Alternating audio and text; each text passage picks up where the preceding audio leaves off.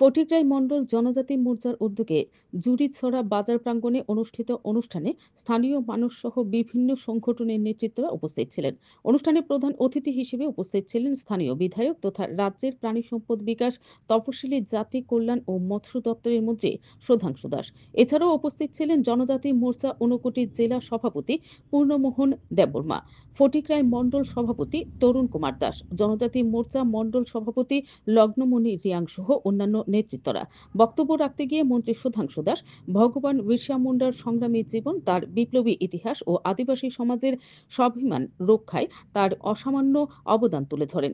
তিনি আরও বলেন, দেশের যশস্বী প্রধানমন্ত্রী শ্রদ্ধেয় নরেন্দ্র মোদীর নেতৃত্বে জনজাতি সমাজের ঐতিহ্য, সংস্কৃতি, পরম্পরা ও গৌরবময় ইতিহাসকে পুনর্জীবিত করার পাশাপাশি তাদের অর্থনৈতিক ও সামাজিক ক্ষেত্রে অভূতপূর্ব উন্নয়ন ঘটছে, যা ইতিমধ্যেই দেশ জুড়ে দৃশ্যমান।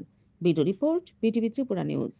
আমাদের সরকার সম্মান দিয়েছে চিত্ত দেববর্মা, শান্তিকালী আশ্রমের যিনি মহারাজ, যিনি সমস্ত জনজাতি এলাকায় ঘুরে ঘুরে হিন্দু ধর্মের প্রচার প্রসার করছেন এবং জনজাতি অংশের মানুষ যাতে হিন্দু ধর্ম পরিত্যাগ না করে তারা যাতে নিজ ধর্ম পালন করতে পারে তার জন্য তিনি প্রতিনিয়ত প্রমোট করছেন, কাজ করছেন।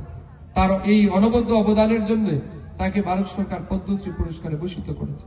আমাদের পেচারতলের চাকমা সম্প্রদায়ের মহিলা স্মৃতি রেখা চাকমা, তাকে তার অনবদ্য যে হ্যান্ডলুমস এর হ্যান্ডিক্রাফটস এর কাজের জন্য তাকে সম্মান জানানো হয়েছে।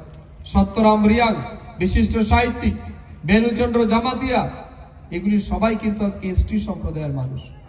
তাই আমি আপনাদেরকে বলতে চাই যে 25 বছরে বামপন্থীরা জনজাতিদের সম্মান দেয়নি, এই বিজেপি সরকার আসার পরে আজ জনজাতিরা প্রকৃত সম্মান পাচ্ছেন এবং জনজাতিদের প্রকৃতপক্ষে উন্নয়ন করার কাজ আমাদের বিজেপি সরকার করছে প্রতিনিয়ত সাথে।